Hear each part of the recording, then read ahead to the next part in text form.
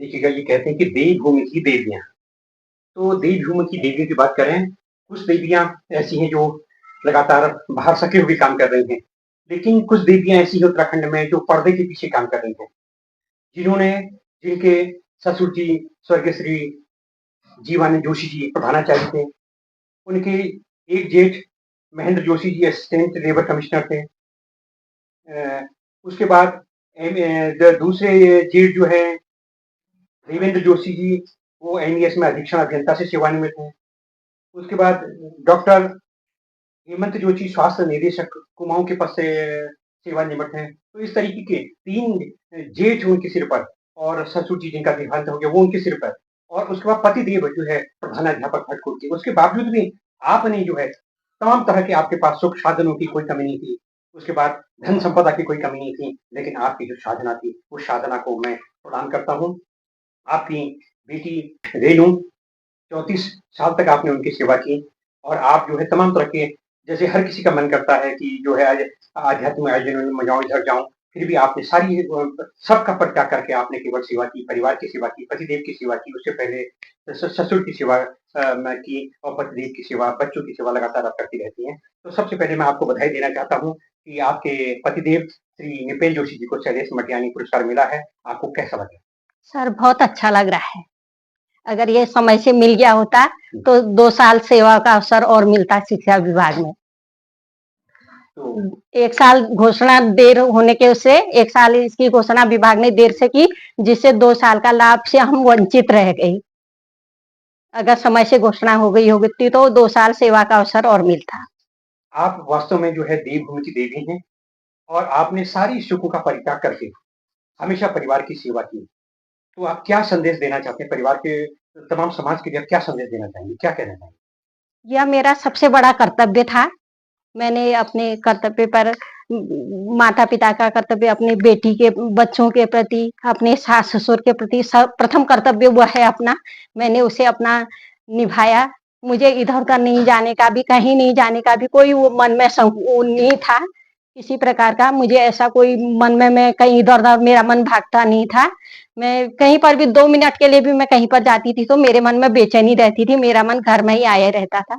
तो मैं सब मुझे उसी में मैं अपनी बेटी के साथ ही, सास ससुर के साथ ही, उनकी सेवा में मुझे बहुत खुशी मिलती थी। तो जैसे ये था कि पतिदेव जो है कभी रामलीलाओं में हैं, कभी भजनों में हैं, कभी कहाँ हैं, कभी 12 बजे आ रहे हैं, कभी 1 बजे आ रहे हैं। तो क्या आपके जो है खाना खाने के समय में, सोने के समय में ये भी तो ये व्यवधान पड़ा होगा, तब आपको कैसा लगा होगा? सर हम दोनों माँ बेटियां तब तक बैठी रहती थी जब तक ये घर नहीं आते थे। तब तक हम बैठी रहती थी। पहले हम फोन में थोड़ा अपने इधर उधर अपने रिश्तेदारों से बात करती थी। जब घड़ी में 9:30 10 9 सवा 9 हो जाता था तो फिर उसके बाद ही मैं बेटी भोजन करती थी, मैं इनको रुके रहती थी। जब ये घर आए तो फिर साथ भोजन किया। तो जब तक ये रामला से इधर उधर कार्यों से घर नहीं पहुंचते थे तो हम दोनों माँ बेटियां इनकी इंतजारी में रहते थे। जैसा कि आपका मायका पिथौरागढ़ में है, 87 में आपका विवाह हुआ था, और विवाह के बाद लगातार आप इस घर की बहू बनी, और ये इस घर का सौभाग्य था कि आप सबसे छोटी बहू घर बनी। तो जब आप पहले-पहले आए तब आपको चकुटिया कैसा लगा चकुटिया? सर सकुटिया बहुत अच्छा लगा। बहुत अच्छा लगा। यहाँ पर मेरे सास ससुर का, माता पिता के समान तुल्य प्यार मुझे मिला, और जेठ जिठानी जो है सबका मतलब असीम, सबका मेरे को बहुत सहयोग मिला। बहुत अच्छा लगा ना। चलो बहुत-बहुत आपको एक बार फिर से बधाई कि बहुत बड़ी साधना उनकी हर क्षेत्र में वो रहे। चाहे हमें कोरोना काल में उन्होंने पूरा सहयोग दिया, सामाजिक गतिविधियों में हमेशा अग्रणी रहे। यहाँ की हर कोई भी आयोजन ऐसा नहीं था जो नितिन जोशी जी के बगैर यहाँ पर होना संभव था। तो इसमें निश्चित रूप से अगर वो सफल हुए हैं, आज सफल हुए हैं, तो इसमें सबसे बड़ा अगर योगदान किसी का है, तो आपका है। मैं पुनः आपको बधाई देता हूँ, आपको प्रणाम करता हूँ, आपको नमन करता हूँ कि आप जैसी देवियाँ निश्चित रूप से यही हैं। इसीलिए जो है उत्तराखंड आज मातृशक्ति की बदौलत प्रगति की मंजिल पर बढ़ रहा है। बहुत-बहुत धन्यवाद।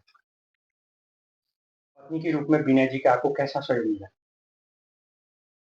पत्नी के रूप में श्रीमती बीना जी का मुझे लगातार हर संभव लगातार पूरा सहयोग मिलता रहा है।